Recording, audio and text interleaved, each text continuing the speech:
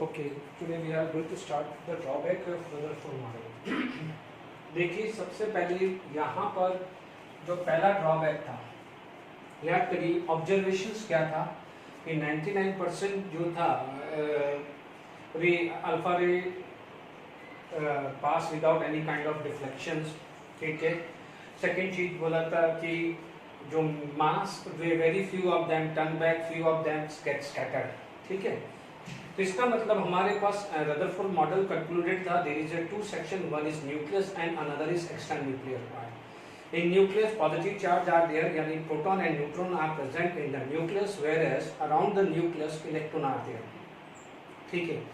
Rutherford model में दूसरी चीज हमने बात करी थी कि centripetal force is balanced bye centrifugal force because it is assumed that electron revolve around the nucleus in a circular path, ठीक है। यानी अब उसने सर्कुलर पाथ बोल दिया, तो ठीक है, there is a circular motion, is it clear. Third चीज हमने निकाला था radius of nucleus Rn is equal to R0 cube root of mass number, उसके बेसिस पे न्यूमेरिकल्स भी कुछ डिस्कस किया था। फिर volume of atom and volume of nucleus के बीच में रेशियो पूछ लें तो भी होगा। कल को आपके पास डेंसिटी भी पूछ ले तो कोई दिक्कत नहीं, it is a mass upon volume. तो ध्यान दीजिए mass of atom would be given 4.3 pi r cube, where r is the radius of atom, तो वो भी आप ध्यान से ध्यान दीजिएगा because we assume that the atom have a spherical shape and the volume of sphere is 4/3 pi r cube। तो density यदि क्वेश्चन आ जाता है तो मास अपॉन वॉल्यूम है and volume is 4/3 pi r cube, यानी रेडियस ऑफ एटम दिया होगा, mass of atom दिया होगा, तो वहां पर डेंसिटी पूछ सकता है। Is it clear.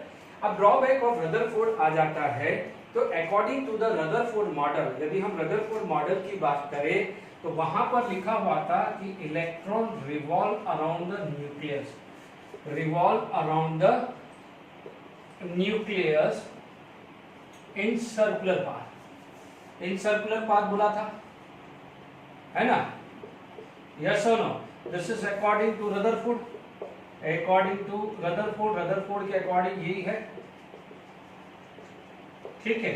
यदि हम मैक्सवेल क्लासिकल इलेक्ट्रोडायनामिक थ्योरी पढ़े, यानी according to Maxwell, according to Maxwell electrodynamic theory, ठीक है। यदि मैक्सवेल को इलेक्ट्रोडायनामिक थ्योरी के हिसाब से बात करें तो मान लीजिए कोई भी चार्ज पार्टिकल, जैसे भी अपन उसको बात करें तो यहाँ पर चार्ज पार्टिकल कौन कौन है, proton positive charge and electron revolve around the nuclear. तो वो क्या होगा कि this electron can be rotate according to the Rutherford. यदि मैं रदरफोर्ड की बात करूं तो रदरफोर्ड के हिसाब से ऐसा आना चाहिए, ठीक है। सर्कुलर मोशन आना चाहिए, थोड़ा सा सर्कल ढंग से बना दीजिएगा, ठीक है, सर्कुलर मोशन आना चाहिए। बट यदि मैं मैक्सवेल के हिसाब से बोलूं तो if any positive charge particle या any charge particle around opposite charge particle, यदि वो सर्कुलर मोशन करता है तो continuously it will lose the kinetic energy and one instant will happen when the charge particle can collide with each other. तो यहां पर क्या होगा कि काइनेटिक एनर्जी का कंटिन्यूअस लॉस होगा। क्या होगा, काइनेटिक एनर्जी का कंटिन्यूअस लॉस आएगा, तो क्या होगा, श्रिंक होगा, क्या होगा, श्रिंक होगा ना, जैसे continuous loss of kinetic energy का धीरे धीरे धीरे धीरे क्या होगा, श्रिंक होगा। श्रिंक होने की वजह से क्या हुआ, electron can collide with nucleus, electron can collide with nucleus. यदि मैं इस थ्योरी को मैं यहां पर लगाऊं तो ऐसा होना चाहिए, बट स्टिल एटम अलाइव होता है, एटम एग्जिस्ट करता है, एटम एग्जिस्ट करता है। Is it clear. तो रदरफोर्ड मैक्सवेल के हिसाब से नहीं समझाया पाया कि how the electron can be stable around the nucleus. उसने बोला था electron revolve around the nucleus, तो हमने ये अज्यूम किया था कि यदि सर्कुलर पाथ होगा तो क्या हुआ, centripetal force is balanced bye centrifugal force. इसका मतलब इसने क्या हुआ कि इसने कोई चीज बताई नहीं कि नो इंफॉर्मेशन, यानी फर्स्ट पॉइंट क्या हुआ, no information about nucleus collapse.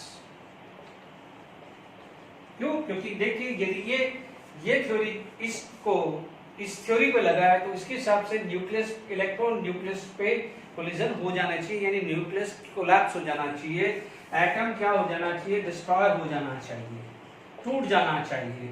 But क्या ऐसा हो पाता है? नहीं हो पाता है। तो यहाँ पर रदरफोर्ड का पहला डिफॉल्ट था कि no information about nucleus collapse, यानी वो अपने आप को बता ही नहीं पाता था कि how the atom is stable. उसने सिर्फ इतना बोला था electron revolve around the nucleus. बात समझ में? इनफैक्ट सर्कुलर पाथ भी उसने नहीं बोला था, कई जगह बोलते हैं सर्कुलर पाथ तो जो बोहर ने बोला था। देखिए ध्यान रखना है, बट ठीक है अपन ये चीज मान के चल रहे हैं। तो समझ में आ गया what is the main drawback? It does not give the stability of an atom electron around the nucleus, yeah, how electron can revolve around the nucleus. Otherwise, if we strictly follow Maxwell electrodynamic theory, if any electron revolve around the nucleus, there is a continuous loss of kinetic energy. That it is going to be shrink. One instant will happen when this electron can collide with the positively charged, यानी nucleus से collide होगा। इसकी information Rutherford ने नहीं दी थी। तो पहला ये आया, this is the main only, ठीक है। अदरवाइज बहुत सारी चीजें हैं, बहुत सारे सेकंड पॉइंट भी बोलते हैं कि सेकंड ड्रॉबैक होता है कि it does not give information about the light spectrum या कंटिन्यूस स्पेक्ट्रम के बारे में नहीं बोला है। स्पेक्ट्रम मैं आगे लूंगा, ठीक है, बोहर मॉडल के बाद में स्पेक्ट्रम लूंगा, ठीक है। बट इतना समझ लीजिए स्पेक्ट्रम क्या होता है? एमिशन ऑफ एनर्जी, ठीक है, यानी कोई जो एनर्जी रिलीज होती है और वो दिखती है किसी न किसी फॉर्म में, कलर में, उसे हम क्या बोलते हैं? स्पेक्ट्रम। जैसे रेनबो है, rainbow is a kind of spectrum. क्या होता है कि जो क्लाउड है it is a colloidal particle, ठीक है, उसमें क्या हुआ? सनलाइट स्ट्राइक होगी, कोलाइडल पार्टिकल को होगा तो there is a scattering of light occur, तो वो क्या होगा? एनर्जी रिलीज होगी और वो रेनबो फॉर्म में दिखती है, ठीक है। तो वो क्या होता है? एमिशन होता है, उसे क्या बोलते हैं? Continuous spectrum. तो वैसा ही समझ लीजिए स्ट्रीट लाइट है, वो भी एक तरह से स्पेक्ट्रम होता है, कलर देता ना एक पर्टिकुलर वेवलेंथ का। तो आप क्या बोलोगे? मैं डिटेल में लूंगा, स्पेक्ट्रम लूंगा, टेंशन मत लीजिए। तो सेकंड क्या जाएगा? जब स्पेक्ट्रम हो जाए तो वापस से ये सेकंड वाला जो फॉल्ट है वो समझ लीजिए। इसमें क्या जाएगा? could not explain line spectrum या कंटिन्यूस स्पेक्ट्रम के बारे में उसने कोई इंफॉर्मेशन नहीं दी। Line spectrum and continuous spectrum के बारे में बराबर से उसने नहीं बताया था। इसने नहीं बताया था energy and distribution of electron, यानी distribution of electron in an atom, यानी एटम कितने डिस्टेंस पे है, कि उनकी एनर्जी लेवल क्या है। फिर आप लोगों को ये भी पता है कि इलेक्ट्रॉनिक कॉन्फ़िगरेशन बने थे कि पहला बोला था फर्स्ट ऑर्बिट में 2 होगा, फिर 8 होगा, फिर 18 होगा। तो वो कोई इंफॉर्मेशन नहीं दी थी, ना एनर्जी के बारे में बात करी, एनर्जी डिस्ट्रीब्यूशन जो है उसके बारे में कोई इंफॉर्मेशन नहीं दी थी। यानी एनर्जी और डिस्ट्रीब्यूशन का मतलब क्या हुआ? चीजों को समझिए कि मान लीजिए यहाँ पर 2 इलेक्ट्रॉन है, तो electron have a negative charge and nucleus have a positive charge. Negative और पॉजिटिव के बीच में फोर्स ऑफ अट्रैक्शन आएगा और फोर्स ऑफ अट्रैक्शन से रिलेटेड पोटेंशियल एनर्जी अभी हमने लास्ट क्लास में देखा था कि डिस्कशन किया था कि नहीं किया था, तो उसके बारे में कोई इंफॉर्मेशन नहीं है। अब आप देखो, आप मान लीजिए किसी एटम के अंदर 100 इलेक्ट्रॉन है, तो क्या 100 के 100 कौन सी डिस्टेंस पे कितने रेडियस पे, R1 पे कितने घूम रहे हैं, R2 पे कितने हैं, R3 पे कितने हैं, इसके बारे में इंफॉर्मेशन नहीं है। आपको पता है R1, R2, R3 की वैल्यू अलग अलग होगी तो फोर्स ऑफ अट्रैक्शन अलग अलग होगा। फोर्स ऑफ अट्रैक्शन अलग अलग होगा तो एनर्जी अलग अलग होगी कि नहीं होगी। तो 3 मेन फेलियर है, does not give about any information about the nucleus collapse, yani according to the Maxwell electrodynamic theory, if electron revolve around the nucleus, there is a continuously loss of energy, the radius is going to be shrink. One instant will happen when these electron can collide with the nucleus, but atom still alive होता है। तो उसने ये नहीं बताया कि कैसे alive हो रहा है, कैसे stable है, उसकी कोई information नहीं दी। दूसरी could not explain the line spectrum and continuous spectrum of an element, ठीक है, ये हम आगे बात करेंगे, फिर भी मैंने एक हल्का सा आइडिया दिया है। तीसरी चीज energy and distribution of electron in an atom, इसमें कोई इंफॉर्मेशन नहीं दी, इसीलिए मैंने जान करके ये आपको नेक्स्ट क्लास के लिए यानी इस क्लास के लिए मैंने ये रखा था स्पेक्ट्रम, सॉरी ड्रॉबैक की बात करें। Is it clear to all of you? अब हमारे पास ये क्लियर हो गया है। नेक्स्ट जो चीज आ जाती है that is the mostly experiment, ठीक है, क्योंकि मोस्टली एक्सपेरिमेंट हम चाहते तो पीरियोडिक टेबल में भी डिस्कस कर सकते थे, बट ठीक है अभी यहाँ पर हम मोस्टली एक्सपेरिमेंट कर सकते हैं, ठीक है। यहाँ पर मोस्टली एक्सपेरिमेंट इसको मैं पीरियोडिक टेबल में वापस लूंगा, डोंट वरी, है ना, क्योंकि जो है मॉडर्न पीरियोडिक टेबल है वो मोस्टली एक्सपेरिमेंट पे बेस्ड ही है, ठीक है।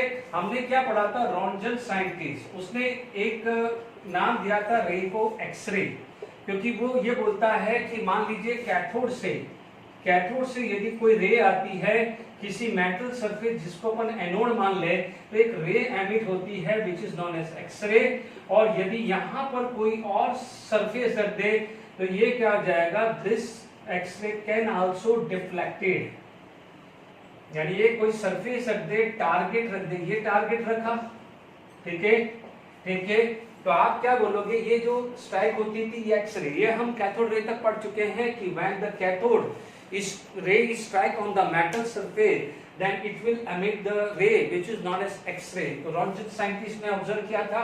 अब उसने आगे क्या चीज किया है कि यदि यहाँ पर सरफेस है तो this x ray can also deflected as ordinary light, कोई भी ऑर्डिनरी लाइट जैसे डिफ्लेक्टेड होती है तो वैसे भी एक्सरे डिफ्लेक्टेड है। इसी बेसिस को लेके मोस्टली ने क्या करा, मोस्टली ने एक ऑब्जर्व किया है, जो फॉर्मूला लिख रहा हूं ज्यादा दिमाग नहीं लगाना है, मोस्टली ऑब्जर्व, यानी यहां पर जो मेटल सरफेस है इसने क्या करा, 38 मेटल्स लिए, इसलिए 38 मेटल लिए, वो उसने स्टार्ट किया था एल्यूमिनियम से और कहां तक चला है, गोल्ड तक, कहां तक चला है, गोल्ड, कहां तक, गोल्ड से, एल्यूमिनियम से लेके गोल्ड तक 38 एलिमेंट लिया, फिर जो आगे से आगे बढ़ता रहा। तो यानी आपसे पूछा जाए कि कौन कौन से मेटल सरफेस लिए, टारगेट मेटल एल्यूमिनियम और से लेके, एल्यूमिनियम से लेके गोल्ड, ऐसे 38 मेटल्स लिए थे, ठीक है। फिर क्या करा, एक चीज हमेशा ध्यान रखना कि जब हम इलेक्ट्रोमैग्नेटिक रेडिएशन पढ़ेंगे तो हमेशा ध्यान रखना दो चीज होती है, एनर्जी रिलीज और एनर्जी एब्जॉर्ब। तो जब एनर्जी रिलीज होती है तभी आप एनर्जी कैलकुलेट कर पाते हो, एब्जॉर्ब होती है तो कैलकुलेशंस नहीं कर पाते हैं, ठीक है। इलेक्ट्रो रेडिएशन के अंदर होता है कि energy is directly proportional to mu, Planck ने बताया था, मोस्ट प्रोबेबली नेक्स्ट लेक्चर में लूंगा, ठीक है। तो energy is proportional to mu यानी फ्रीक्वेंसी। तो क्या हुआ कि जो यहाँ पर जो एनर्जी रिलीज हो रही थी, डिफरेंट मेटल सरफेस, यहाँ पर मेटल सरफेस अलग अलग लिया, एक्सरे लिया, एनर्जी उसके कॉरस्पॉन्डिंग ली है, क्योंकि एक्सरे का वेवलेंथ क्या होता है, कम होता है, वेवलेंथ कम होता है तो फ्रीक्वेंसी ज्यादा होती है, इसलिए फ्रीक्वेंसी जब ज्यादा होती है तो उसको कैलकुलेट करना आसान होता है। Is it clear? तब मोस्टली ने एक ग्राफिकली एक रिलेशन दिया है ए जेड माइनस बी। ए प्रोपोर्शनलिटी कांस्टेंट है, एक कांस्टेंट मान लीजिए, है ना, कांस्टेंट है। जेड क्या होता है, एटॉमिक नंबर, ठीक है। उस समय तक क्या था, नंबर ऑफ प्रोटॉन भी बोलते थे एटॉमिक नंबर, या नंबर ऑफ प्रोटॉन भी बोलते थे, ठीक है। बी एक और कांस्टेंट है, बी इज आल्सो कांस्टेंट, ठीक है। अब Z माइनस बी उसको क्या बोलते हैं, इफेक्टिव न्यूक्लियर चार्ज। क्या होता है, इफेक्टिव न्यूक्लियर चार्ज। इसके बारे में डिटेल में चैप्टर नंबर 3 में लूंगा, अभी ये समझ लेना। इफेक्टिव न्यूक्लियर चार्ज, इसका मतलब Z माइनस बी को आप क्या बोलते हैं, effective nuclear charge. Don't worry बच्चों, ये मोस्टली एक्सपेरिमेंट में चैप्टर नंबर 3 में वापस लूंगा, ठीक है। मान लो कोई आप ये एटॉमिक स्ट्रक्चर के क्वेश्चंस कर रहे हैं और इसमें मोस्टली एक्सपेरिमेंट का कोई क्वेश्चन आ गया तो इसीलिए मैं आपको ये करा रहा हूं, डोंट वरी, मैं वापस कराऊंगा, ठीक है। क्योंकि ये मोस्टली से ही आपका मॉडर्न पीरियोडिक टेबल का बेसिस बना था। तो उसने क्या करा, देखा जाए तो आप देखेंगे उसने करा क्या है, इसने म्यू, यानी म्यू क्या था, this is frequency, frequency of light, ठीक है। Z क्या था? एटॉमिक नंबर, यानी इन दोनों के बीच में एक रिलेशन लिया है, यानी फ्रीक्वेंसी वर्सेस Z के बीच में एक उसने रिलेशन लिया है। Is it clear to all of you? तो अब आप देखेंगे तो यहां पर उसने बोला है कि दिस फ्रीक्वेंसी रिलीज, यानी जो लाइट की फ्रीक्वेंसी रिलीज होती है, it is the function of atomic number. और एटॉमिक नंबर क्या है? डिफरेंट एलिमेंट का एटॉमिक नंबर डिफरेंट था।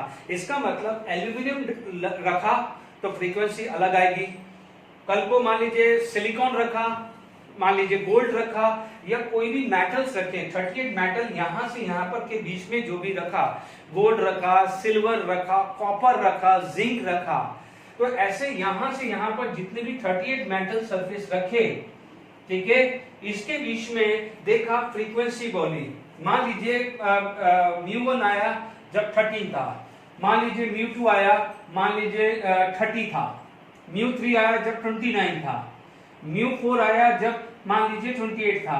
तो जब आपने देखा तो आहिस्ते से उसको रिलेशनशिप मिली है। इसका मतलब आप Z की वैल्यू जैसे जैसे चेंज हो रही है तो फ्रीक्वेंसी की वैल्यू चेंज हो रही है। फ्रीक्वेंसी मेजर हम यहां कर रहे हैं। Is it clear? अब आप देखिए, अब आपको ज्यादा नहीं सोचना, मोस्टली में बिल्कुल सोचना नहीं है, याद रहे तो ठीक है, बस ये रिलेशन ध्यान रखना। मोस्टली क्या होता है कि जनरली जो b की वैल्यू होती है वो 1 रखते हैं, जनरली कहीं पढ़ रहे हैं तो b की वैल्यू क्या होती है? 1 होती है। डन? अब आप देखिए ग्राफिकली यदि हम देखें तो मैं इसको पूरा सॉल्व कर लेता हूं। az माइनस ab आ जाएगा, a मल्टीप्लाई हुआ। अब मान लीजिए मैंने ग्राफ बनाया, ठीक है, मैंने ये ग्राफ बनाया square root mu and z, यानी z एक्स एक्सिस, और ये आया। तो ध्यान दीजिएगा, आपके पास जो ग्राफ आएगा वो कुछ ऐसा आएगा, ठीक है, और ये ऐसा आएगा, क्योंकि फ्रीक्वेंसी तो नेगेटिव नहीं आ सकती, ये यहां से स्टार्ट होता है। अब आप देखो ये वैल्यू आएगी a माइनस बी, यानी इसको क्या बोलते हैं? इंटरसेप्ट, क्योंकि नेगेटिव वैल्यू थी, इंटरसेप्ट। z क्या है? आपका x एक्सिस, ये क्या है? आपका y एक्सिस, और जो a आ जाएगा ये क्या आ जाएगा? स्लोप। ये क्या आ जाएगा? स्लोप। और ये कितना होता है? tan theta. ये आप बेसिक मैथमेटिक्स में पढ़ेंगे, ठीक है, यानी y is equal to mx, यानी जो भी x का कोफिशिएंट आता है, जो भी x का कोफिशिएंट प्लस आता है तो पॉजिटिव स्लोप बोलेंगे, माइनस आता है तो नेगेटिव स्लोप बोलेंगे। उसके बाद जो भी आएगा वो इंटरसेप्ट आएगा। कोई को किसी भी बच्चे को ग्राफिकली देखना है, बच्चों देखो यहाँ पर z की वैल्यू 0 रखे, देखो z की वैल्यू 0 रखी है तो ab की वैल्यू, इसकी वैल्यू क्या हुई? माइनस ab, यानी यहाँ z 0 है तो इसकी वैल्यू क्या है? Minus ab। और यदि मैं z की वैल्यू b रखता हूं, z की वैल्यू b रखता हूं तो ये कितना आ जाएगा? 0, यानी यहां पर z कितना है? b। यानी एक आपके पास ग्राफ ऐसा आएगा। दूसरा ग्राफ यदि ऐसा आ जाए,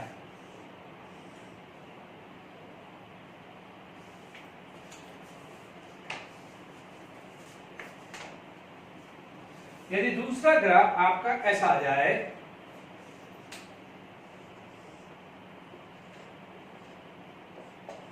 ध्यान रखना मैंने z माइनस बी ये पूछा गया है, यानी अब इसको मैंने x एक्सिस ले लिया है और ये y ले लिया है, तो a क्या बन जाएगा? स्लोप। तो ये क्या आ जाएगा? It is passing from the origin, तो यहां पर स्लोप क्या आ जाएगा?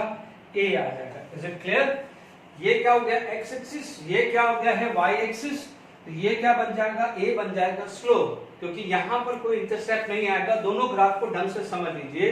This is straight line passing from origin, straight line, but यहां पर इंटरसेप्ट होगा माइनस ए बी। ये दोनों ग्राफ पूछ सकते हैं। मोस्टली में आपको क्या ध्यान रखना है? ये relation square root mu equal to a z minus b, और ये दो ग्राफ रखना है, ठीक है। तीसरी चीज ये ध्यान रखनी है कि इससे ये पता चल गया कि एटॉमिक नंबर चेंज करने से फ्रीक्वेंसी की वैल्यू चेंज होती है। इसका मतलब एटॉमिक नंबर भी किसी न किसी प्रॉपर्टीज को चेंज करेगा। तो जो मॉडर्न पीरियोडिक टेबल है, आप लोगों ने इनिशियल क्लासेस में पढ़ा होगा कि मेंडली पीरियोडिक टेबल फेल हुआ था because it does not give the position for the isotope, ठीक है, बिकॉज मेंडली पीरियोडिक टेबल के हिसाब से अरेंजमेंट होना चाहिए according to the mass number था। तो O16, O17, O18 these are the three isotopes। अब इसके बाद आइसोटोप की डेफिनेशन पढ़ूंगा, हमने चैप्टर 1 में भी आइसोटोप पढ़ा है। तो क्या हुआ, there is no position for the isotope, इसीलिए ये मोस्टली ने क्या दिया था, modern periodic table, arrangement of atom, arrangement of element in periodic table according to increasing order of atomic number, वो ये बेसिस था, ये एक्सपेरिमेंट था, तब उसको ये मिला है। I hope most experiment clear हो गया है, ठीक है। अब हम आगे बात करते हैं डेफिनेशन की, ओके। देखिए कुछ टर्मिनोलॉजीज हम पढ़ते हैं, ठीक है।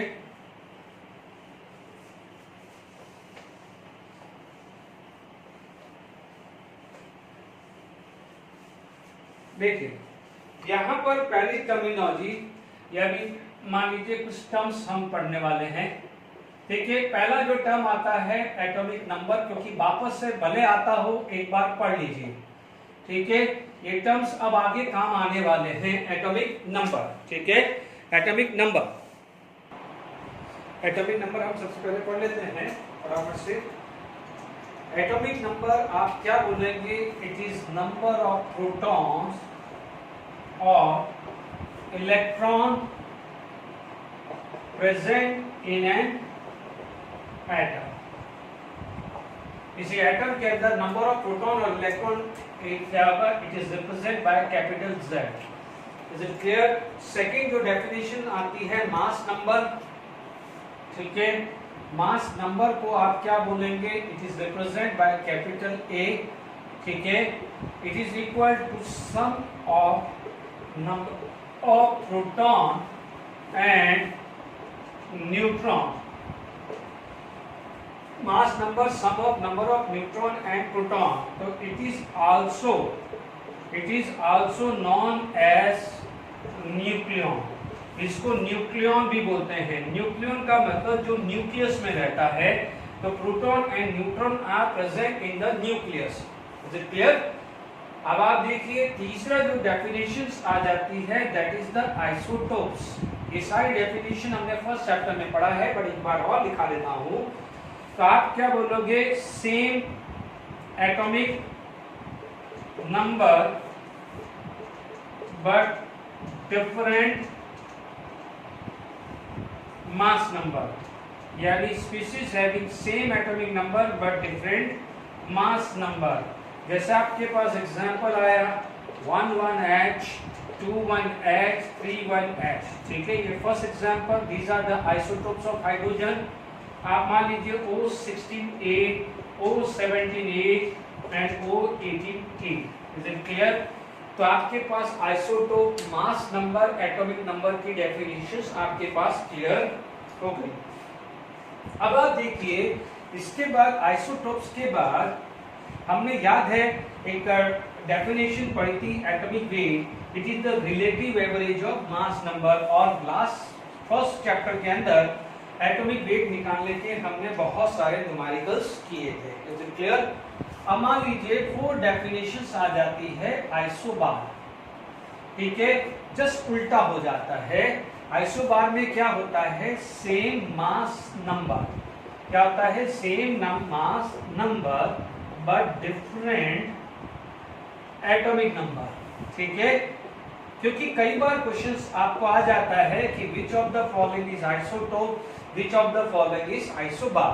मान लीजिए एग्जांपल ले लिया, मान लीजिए आर्गन, आर्गन का 14 18 होता है, कैल्शियम ले लिया 14 20 हुआ। तो आप देख लीजिए मास नंबर दोनों का सेम है, बट एटॉमिक नंबर आप इनका अलग हो गया है। इसे क्या बोलते हैं, आइसोबार, ठीक है।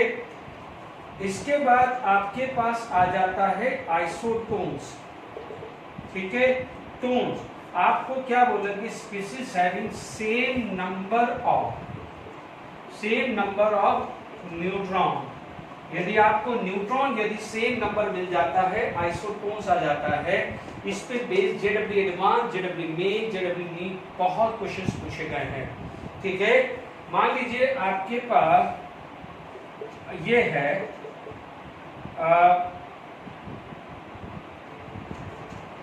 मान लेते हैं मैंने अपने हिसाब से स्पेसिस बना दिया है। आपको पता है कि यहाँ पर प्रोटॉन कितने हैं 6, यहाँ प्रोटॉन है 7। यदि यहाँ पर ये देखें तो this indicate mass number. What is this? Mass number क्या है? Proton plus neutron equal to 30। यहाँ पर है proton plus neutron equal to 40।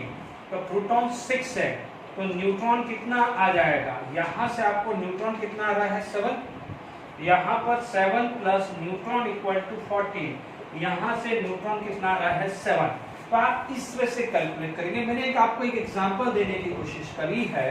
आपको ये दो स्पीशीज दे दिया है तो what you can do, you just find out the number of neutron.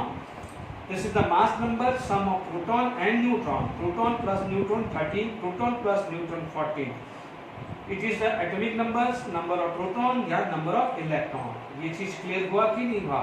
तो this is known as same number of neutron होगा तो उसे क्या बोलते हैं? आइसोटोन्स बोलते हैं। Is it clear to all of you? Isotones is clear, ठीक है। अब आप देखिए यहां पर आइसोटोन्स हो गया, ठीक है।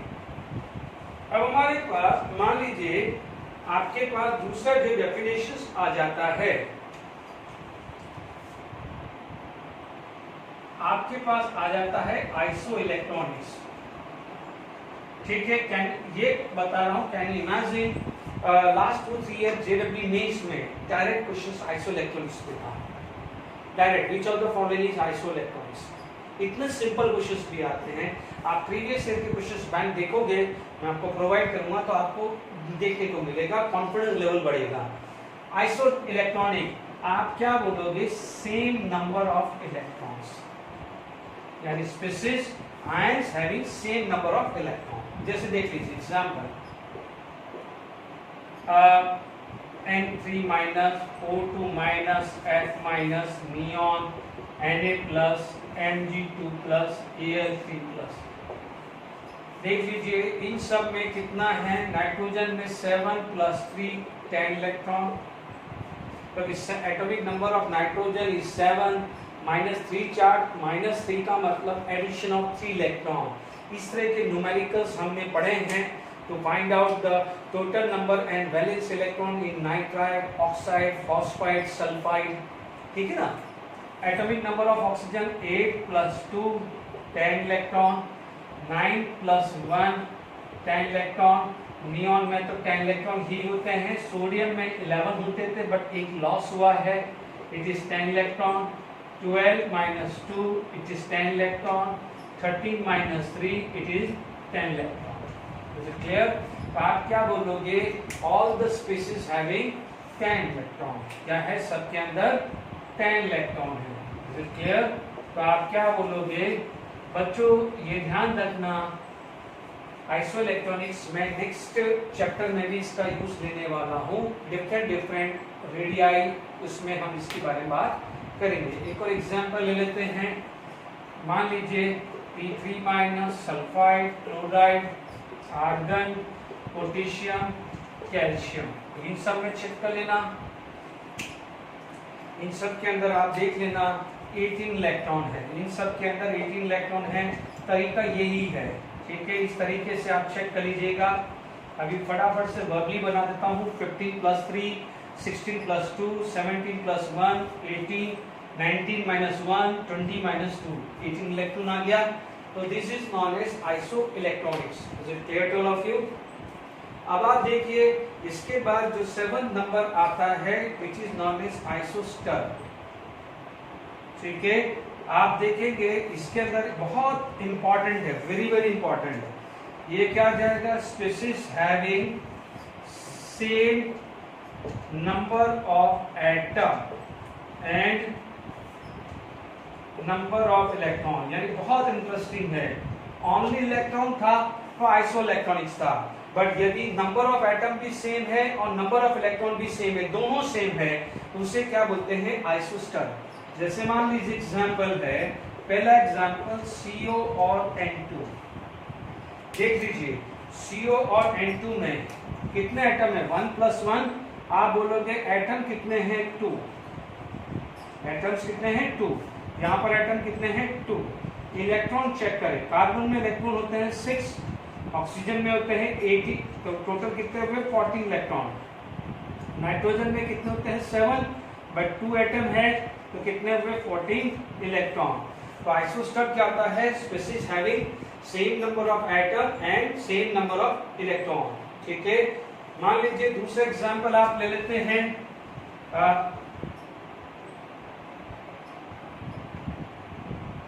CO2 एंड N2O है ना, CO2 एंड N2O है ना, दोनों को कंपेयर करते हैं। यहाँ पर एग्जांपल CON2, देखिए इसमें कितना है एटम्स की बात करूं तो आप देखिए एटम्स 1 + 2 यहाँ 3, 2 + 1 3। इलेक्ट्रॉन की बात करूं, कार्बन में कितना होता है 6, 1 oxygen having 8 electron and 2 oxygen having 16, so here the total electron is 22. One nitrogen have a 7 into 2 and oxygen have a 8 electron, so 7 into 2 14, 14 plus 2 it is equal to 22 electron. To make sure species having same number of atom and same number of electron is known as isostar. Is it clear to all of you? ठीक है, यहाँ पर हमारे पास ये definitions clear हो गई है। तो same number of electron isoelectronic, same number of electron as well as same number of atom, उसे क्या बोलते हैं आइसोस्टर। दोनों में कंफ्यूज मत होना, इसमें सिर्फ इलेक्ट्रॉन सेम है, इसमें एटम भी सेम है और इलेक्ट्रॉन भी सेम है। ठीक है,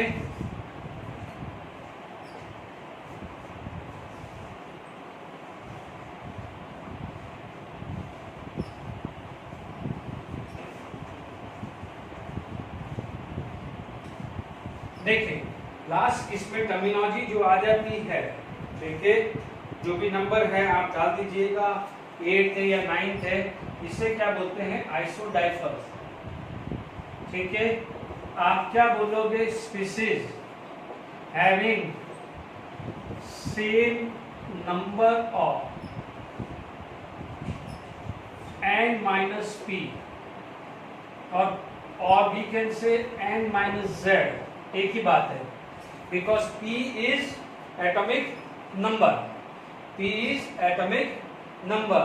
is it clear? n-p is atomic number या नंबर ऑफ प्रोटॉन। ठीक है, इसका जरा एग्जांपल्स हम देखते हैं, कोशिश कर रहा हूं। ठीक है, यदि सेम मिल जाए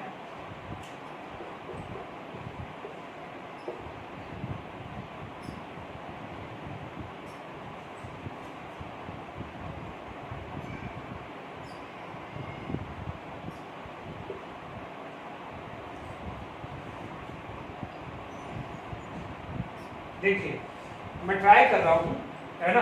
अपना टारगेट क्या है कि कैसे तरीका है। यहाँ पर प्रोटॉन कितने हुए 6, यहाँ प्रोटॉन हुए 8।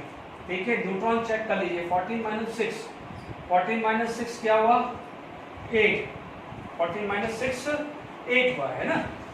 और 18 - 8 कितना आया 10। ठीक है, यहाँ पर न्यूट्रॉन और प्रोटॉन कैसे होता है, proton this minus this neutron, this minus this neutron. अब आप देखो, आपको चाहिए n-p, n-p कितना हुआ 8 - 6, यहाँ n-p कितना हुआ 10 - 8, तो यहाँ पर n कितना आया 2, ये कितना आया 2। यस, आप क्या बोलोगे, दोनों में n-p की वैल्यू क्या ही सेम आई, उसे क्या बोलते हैं आइसोडाइफर। क्या बोलते हैं आइसोडाइफर। ठीक है, तो आपको समझ में आ गया है। ठीक है, तो आइसोटोप पढ़ लिया, आइसोबार पढ़ लिया, आइसोइलेक्ट्रॉनिक्स पढ़ लिया, आइसोटोन्स पढ़ लिया, आइसोस्टर पढ़ लिया, आइसोडाइफर पढ़ लिया। टर्मिनोलॉजी बहुत सारी है, बार बार उसकी क्वेश्चंस प्रैक्टिस करोगे तभी आप आगे आएगा। ठीक है, अब हम कुछ अपनी टेक्स्ट बुक के जो एग्जाम्पल्स हैं वो मैं आपको डिस्कस कर रहा हूँ। ठीक है, हमारी एनसीईआरटी टेक्स्ट बुक का फिर मैं दूसरे एग्जाम्पल्स भी हम देखेंगे। Is it clear? ठीक है, अब आप देखिए यहाँ पर 2.1 the number of proton electron in 80 35 BR। ठीक है, आप क्या बोलोगे एनसीईआरटी का 2.1, एनसीईआरटी 2.1 है, आपके पास 35 BR है। ठीक है, एक क्वेश्चन तो ये है और 2.2 में दोनों लिख देता हूँ, फिर एक साथ सॉल्व कर देते हैं। Electron, proton, neutron, electron, proton, neutron, electron 18, 16 and neutron भी 16 है एंड प्रॉपर सिंबल असाइन करना है, असाइन प्रॉपर सिंबल। ठीक है, अब आप देखिए दो क्वेश्चन हमने बोर्ड पे लिख दिए हैं। 2.1 आपको यहां पर electron, proton and neutron find करना है। Is it clear? अब आप देखिए यहां पर what is the definition of atomic number, number of electron और नंबर ऑफ प्रोटॉन। तो ये क्या हो जाएगा प्रोटॉन। यदि मैं सॉल्यूशन की बात करूं तो प्रोटॉन कितना हुआ 35, तो सेम ही इलेक्ट्रॉन होगा क्योंकि इलेक्ट्रिकली न्यूट्रल है, इलेक्ट्रिकली न्यूट्रल है, नो चार्ज ओवर हियर। तो what we can say atom are electrically neutral, that means number of proton and number of electron are same. तो दैट्स व्हाई इलेक्ट्रॉन भी कितना आ जाएगा 35। Neutron कितना होता है 80 माइनस 35, 80 माइनस 35, ये कितना हो जाएगा 5 and it's come to be around 45। Check कर लीजिएगा, है ना। यहाँ पर आंसर हम चेक कर लेते हैं, 45 आ जाएगा। ठीक है, ओके, राइट। तो ये आपके पास तीनों मैंने निकाल दिया है। अब यहाँ पर थोड़ा ध्यान रखना, आप देखेंगे प्रोटॉन 16 है। ठीक है, हमने पढ़ा हुआ था हे हेलन लेकर बेलन बाजार चले, नई ऑरेंज फिएट निकाली। ठीक है, ये याद है। तो एटॉमिक नंबर सल्फर का होता है 16। टारगेट है मैं 30 तक आपको सारे एलिमेंट याद करा दूंगा धीरे धीरे, डोंट वरी। ठीक है, हे हेलन लेकर बेलन बाजार चले, हमने पढ़ा था हे हेलन लेकर बेलन बाजार चले, नई ऑरेंज फिएट निकाली, नाश्ता मांगे अलबेला सिकंदर, पापड़ साथ में। तो साथ में का देख लीजिए, साथ में चलो आर्यन की कार में, ये पढ़ा था। तो अब आप देखिए सल्फर 16 है। अब आप देखिए 16 प्लस 16 32, ये भी क्लियर हो गया। अब आप मैटर करता है कि यहाँ पर सिंबल, सब तरीका देख लीजिए। सबसे पहले मैंने प्रोटॉन देखे, प्रोटॉन से ही आइडेंटिफाई होगा, इलेक्ट्रॉन से नहीं होगा, गलती मत करना। प्रोटॉन से ही आइडेंटिफाई होगा कि विच एलिमेंट इट इज। मैंने प्रोटॉन 16 था इसलिए मेरे को आइडेंटिफाई हो गया वो सल्फर है, गलती मत करना। अब न्यूट्रॉन प्लस प्रोटॉन होता है मास नंबर, इसलिए 16 प्लस 16 32 यहां लिख दिया, तरीका समझ में। अब मैटर करता है इसके ऊपर चार्ज क्या है, कि यहाँ पर प्रोटॉन कितना है 16, यहाँ पर इलेक्ट्रॉन कितना है 18, दो एक्स्ट्रा इलेक्ट्रॉन है। तो जब एक्स्ट्रा इलेक्ट्रॉन है तो माइनस चार्ज आता है, और 2 लेस इलेक्ट्रॉन आता है तो +2 चार्ज आता है। ये ध्यान रखना, बिकॉज नेगेटिव एक्स्ट्रा इलेक्ट्रॉन का मतलब एडिशन ऑफ इलेक्ट्रॉन। जब एडिशन ऑफ इलेक्ट्रॉन होता है तो नेगेटिव चार्ज, और सब्ट्रैक्शन ऑफ इलेक्ट्रॉन आता है तो पॉजिटिवली चार्ज आता है। तो ये दो एग्जाम्पल आपकी टेक्स्ट बुक के हो गए हैं। ठीक है, अब मान लीजिए एक दो एग्जाम्पल्स मैं आपको प्रैक्टिस करा देता हूं। देखिए, मान लीजिए आपके पास ये क्वेश्चन आ गया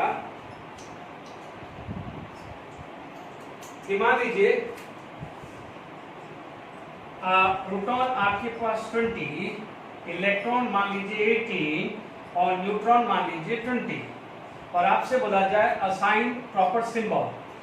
ठीक है, तो अब आप देखिए सबसे पहले तरीका क्या बताया है, प्रोटॉन यदि होता है 20 तो कैल्शियम, तो प्रोटॉन प्लस न्यूट्रॉन 20 प्लस 20, तो आपने क्या कर दिया 40। उसके बाद इलेक्ट्रॉन ढूंढो, उसके बाद क्या ढूंढो इलेक्ट्रॉन।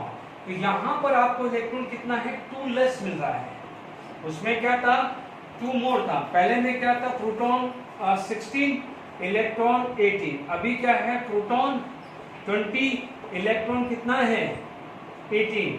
तो यहाँ पर 2 लेस है, यहाँ पर 2 मोर था, यहाँ पर 2 लेस था।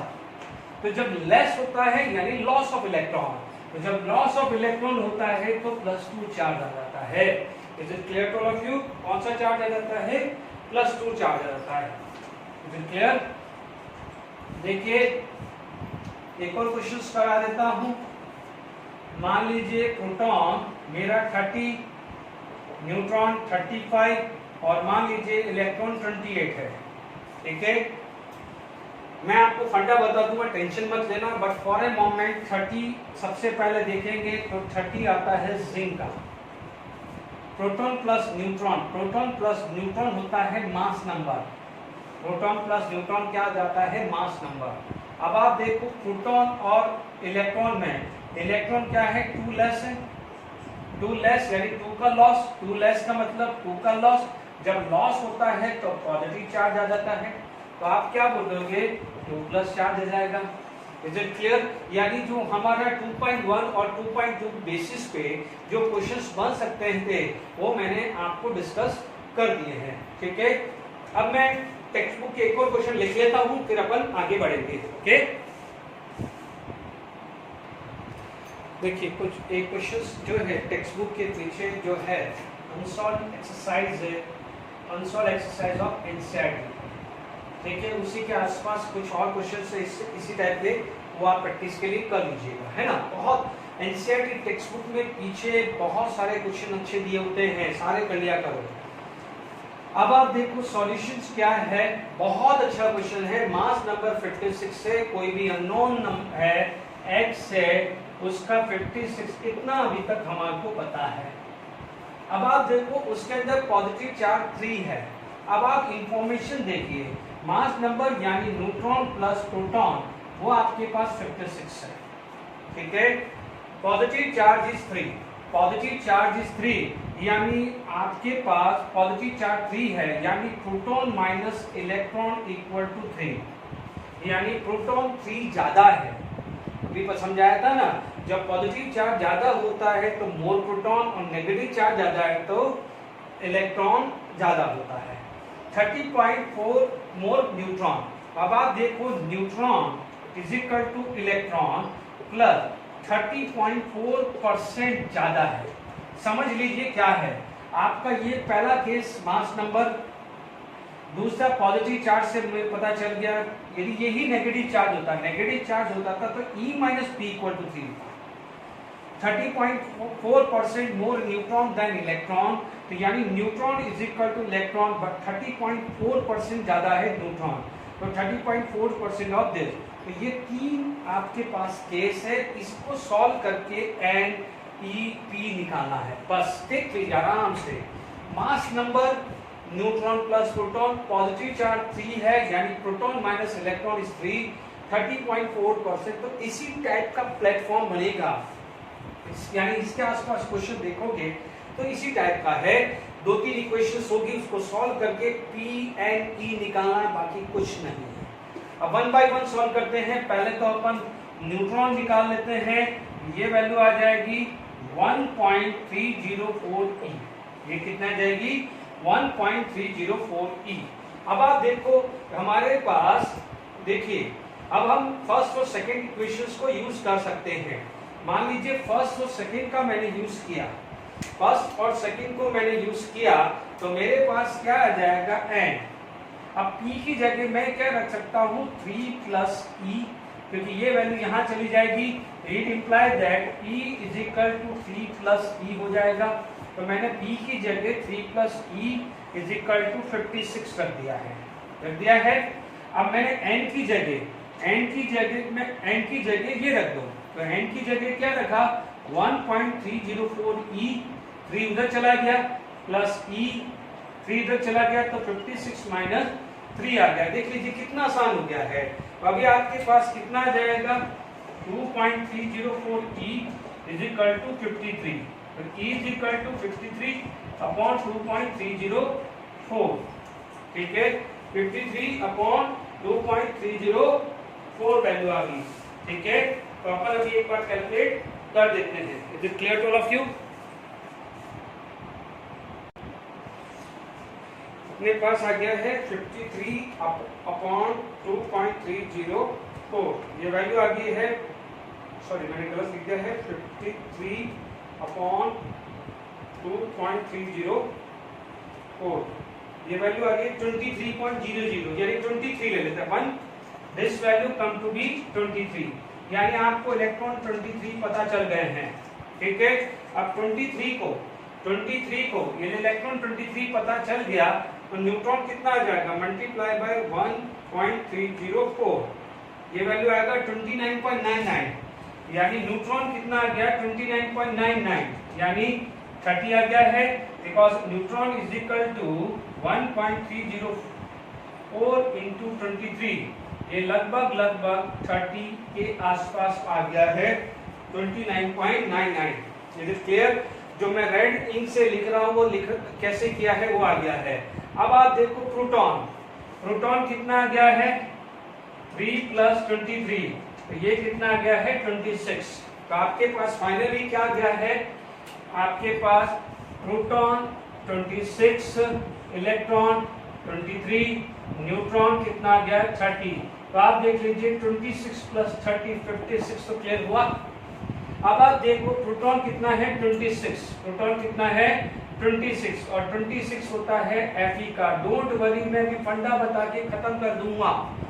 Fe का क्या आता है 26, ब्लैक से ले लेते हैं, क्या हुआ, ठीक है, कितना गया है 26, तो आप बोलोगे Fe पहले 26,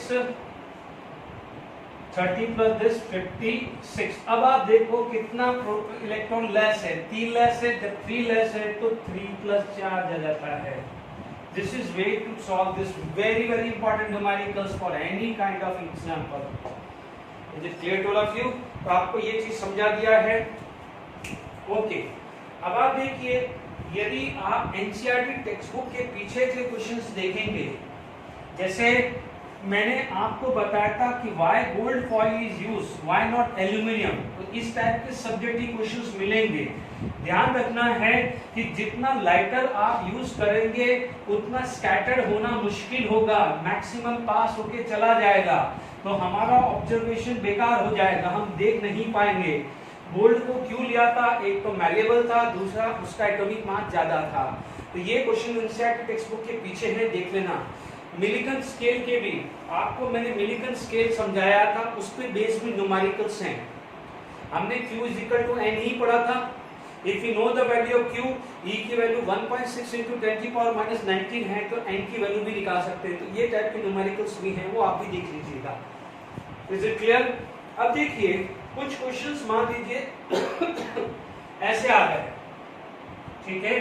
थोड़ा सा मूल कंसेप्ट इसमें वापस एक बार ले लेता हूं, थोड़ा सा, क्योंकि अभी आप न्यूट्रॉन प्रोटॉन इलेक्ट्रॉन निकालने में परफेक्शन आ गया है।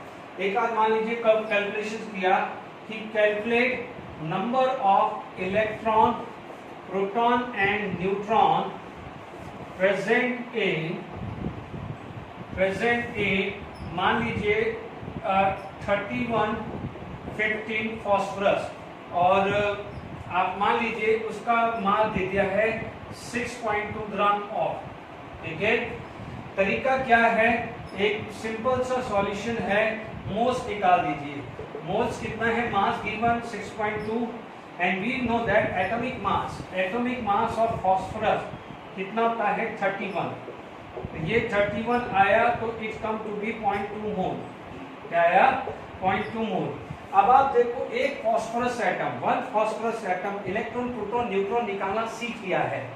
हाउ मेनी प्रोटॉन, तो 15 प्रोटॉन, कोई चार्ज नहीं है। मान लीजिए यहाँ पर -3 चार्ज होता, लेकिन भी यहाँ -3 चार्ज हो जाता तो मैं 18 इलेक्ट्रॉन लिख देता। अब यहाँ पर यदि कोई चार्ज नहीं है तो मैं 15 के 15 ही लिखूंगा, because electrically neutral. Total positive charge is total negative charge 31 - 50, तो मैं क्या बोलूंगा 16 neutron. Is it clear? But यहाँ पर कितना है 0.02 मोल। तो यदि मेरे पास 0.02 मोल है और फॉस्फोरस है, तो ये कितना आ जाएगा 15 × 0.02 मोल। ध्यान रखना, मोल लिखना भूलना मत, ये एक में है, ये मोल है। तो आपके पास कितना है 15 into 3 mole of proton, 3 moles of proton, यानी 3 इंटू एवोगैड्रो लिख सकते हो। ये कितना आ जाएगा 15 इंटू 0.2 मोल, तो आपका आ जाएगा 3 मोल्स ऑफ इलेक्ट्रॉन। यहाँ पर आ जाएगा 16 इंटू 0.2 मोल, यह आ जाएगा 16 into 2 3.2 moles of neutron. Is it clear? तो ये 3 मोल को क्या लिख सकते हो 3 into Avogadro, 3 into Avogadro, 3.2 into Avogadro, इतना भी आप लिख सकते हैं। Is it clear to all of you? अब देखिए इसके अंदर यदि आपके पास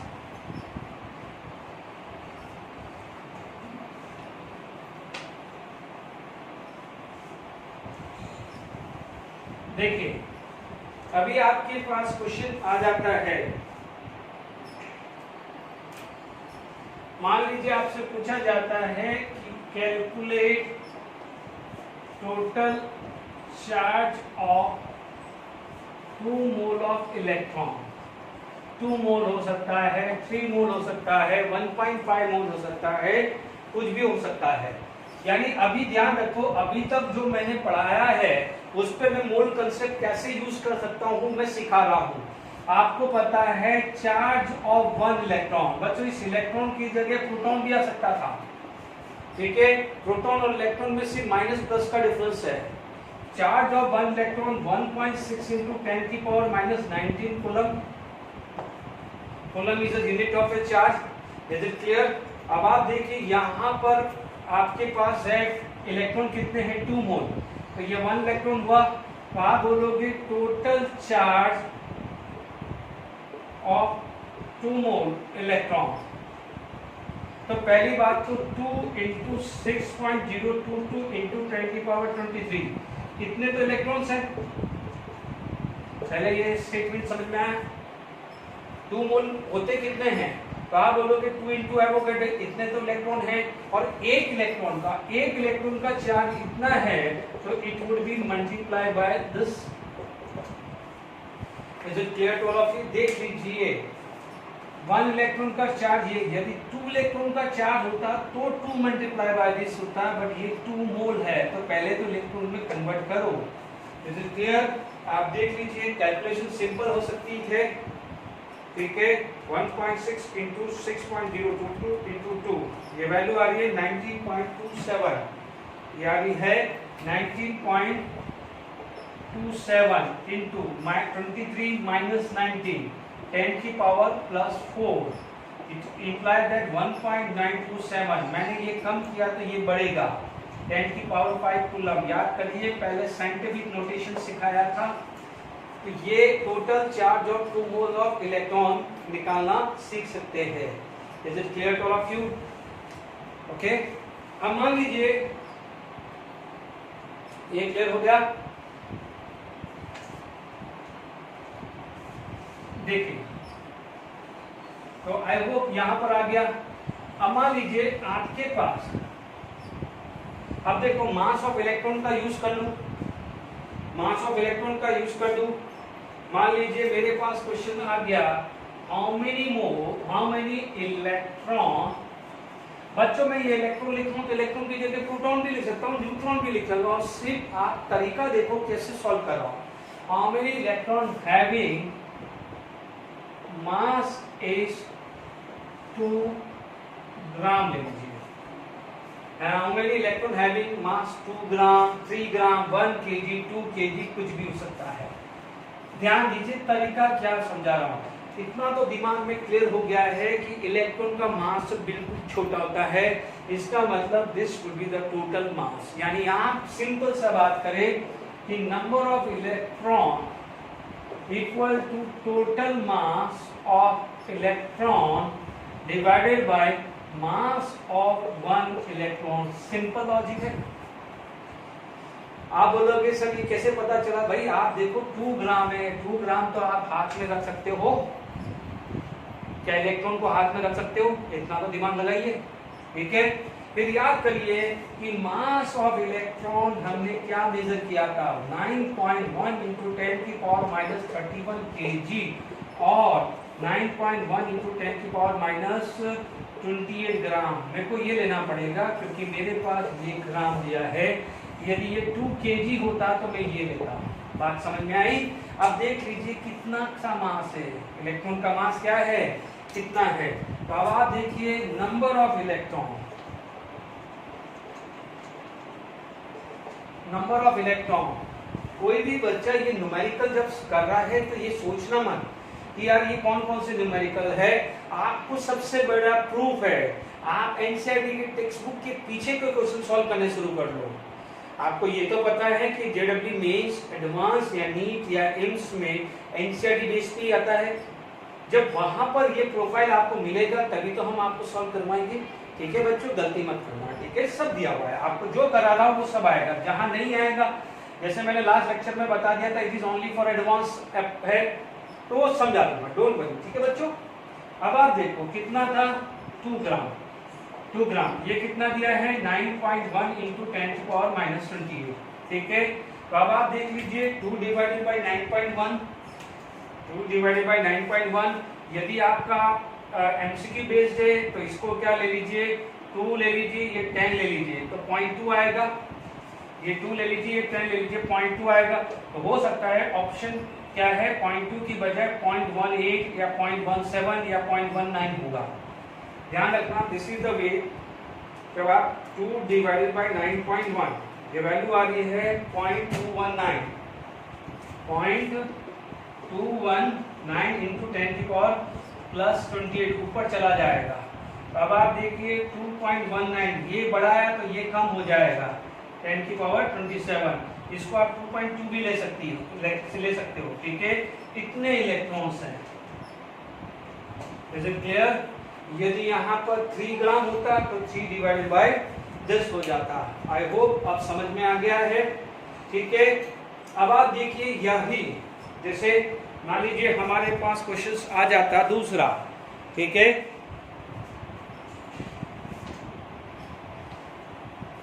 अब मान लीजिए यहाँ पर प्रोटॉन्स पूछ लेते हैं। ठीक है, how many protons have in this. तो देखिए यदि प्रोटॉन्स पूछ लेते हैं या न्यूट्रॉन, इनका लगभग वेट सेम है। मान लीजिए यहाँ पर मेरे पास लिख देते, लेट इट बी, मान लीजिए यहाँ पर 3 ग्राम ले लेते हैं। ठीक है, हाउ मेनी प्रोटॉन हैविंग, है ना, प्रोटॉन्स हैविंग मास 3 ग्राम। तो सिंपल है, आप बोलोगे वही formula, number of proton, number of electron, number of neutron, total mass of proton, total mass of electron, total mass of this upon mass of 1 proton पड़ा हुआ है। ठीक है, मास ऑफ 1 प्रोटॉन इतना दिया हुआ है 1.672 या 3 जो भी ले लीजिए, माइनस 27 kg या 1.672 इंटू 10 की पावर माइनस 24 ग्राम ले लिया। Is it clear? अब आप देखो ये वैल्यू हमें पता है। नंबर ऑफ प्रोटॉन्स की बात करें, नंबर ऑफ प्रोटॉन्स की बात करें तो टोटल मास कितना है 3, ये कितना है 1.672 इंटू 10 की पावर माइनस 24। ये ग्राम से ग्राम कैंसिल आ जाएगा। तो ये वैल्यू आप देखें 3 डिवाइडेड बाई 1.672, ये वैल्यू आ रही है 1.79, ये आ रही है 1.79 इंटू 10 की पावर प्लस 24। इतने प्रोटॉन्स आएंगे। Is it clear to all of you? इतने प्रोटॉन्स आएंगे। ठीक है, अब आप देखिए ये प्रोटॉन्स आपके पास आ गया है। एक प्रोफाइल और डिस्कस कर लेता हूं, इलेक्ट्रॉन, प्रोटॉन, न्यूट्रॉन। ठीक है,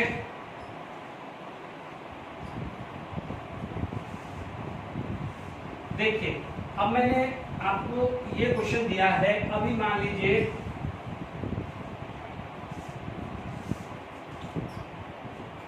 देखिए क्वेश्चन यहाँ पर आ जाता है। देखो बच्चों, मैं आपको 3 डिफरेंट ले रहा हूँ, इलेक्ट्रॉन, प्रोटॉन और न्यूट्रॉन। 3 अलग अलग केस समझा रहा हूँ।